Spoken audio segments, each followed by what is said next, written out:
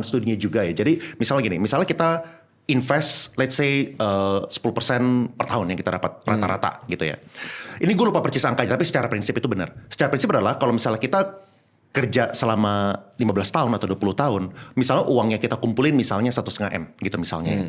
Tapi kalau misalnya kita dapat 10% per tahun, kita bisa dapat misalnya 3 M gitu misalnya. Secara prinsip again dari angkanya kurang benar, tapi secara prinsip itu bisa lebih besar. Artinya apa? Artinya kalau misalnya kita itu kerja, misalnya kita kerja 9 jam sehari, kita dapat 1,5 M dalam waktu 20 tahun gitu ya.